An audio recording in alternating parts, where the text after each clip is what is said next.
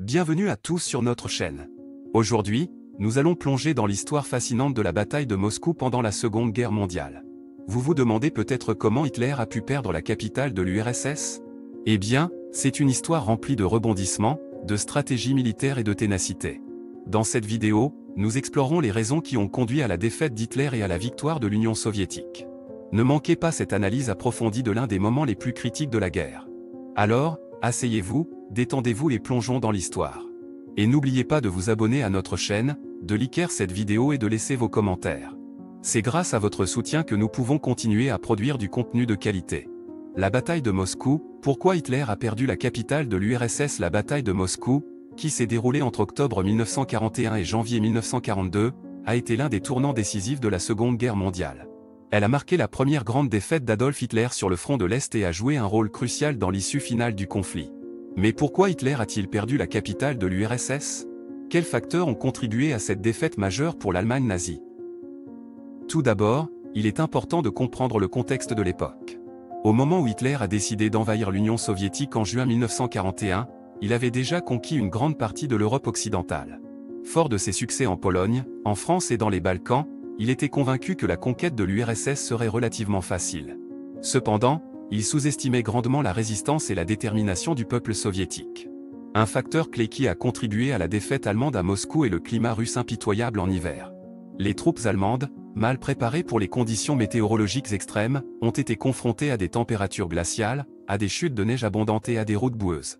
L'approvisionnement en nourriture, en carburant et en matériel s'est avéré extrêmement difficile, ce qui a affaibli les forces allemandes et les a rendues vulnérables aux contre-attaques soviétiques. De plus, l'armée rouge a bénéficié d'un avantage numérique significatif. Bien que les Allemands aient initialement réussi à percer les lignes soviétiques et à avancer rapidement, la capacité de l'URSS à mobiliser des réserves massives de troupes a finalement inversé la situation. Les soldats soviétiques, motivés par un fort sentiment de patriotisme et une volonté farouche de défendre leur patrie, ont tenu bon face à l'envahisseur. Un autre facteur crucial qui a contribué à la défaite allemande a été la stratégie militaire soviétique. Le général Gorgui Zhukov, nommé commandant en chef de la défense de Moscou, a mis en œuvre une tactique de retraite stratégique, connue sous le nom de guerre de mouvement. Plutôt que de s'accrocher à tout prix à des positions défensives, les forces soviétiques ont reculé de manière organisée, attirant les troupes allemandes profondément à l'intérieur du territoire russe et les épuisant en chemin. En outre, la résistance des civils moscovites a joué un rôle important dans la défaite allemande. Les habitants de la capitale ont enduré des mois de bombardements incessants, mais ont refusé de se rendre.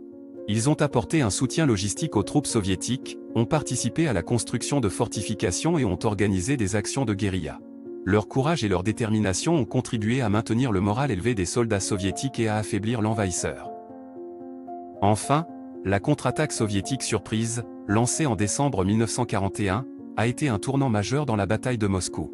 Alors que les forces allemandes étaient affaiblies par les conditions hivernales et les combats acharnés, l'armée rouge a réussi à encercler et à infliger de lourdes pertes aux troupes nazies. Cette contre-offensive a amené les Allemands à se retirer et a marqué le début du recul de l'Allemagne sur le front de l'Est.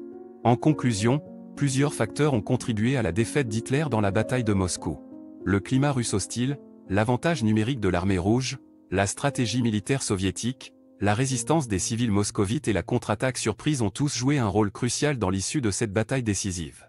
La perte de la capitale de l'URSS a été un moment charnière de la Seconde Guerre mondiale et a marqué le début du déclin de l'Allemagne nazie sur le front de l'Est.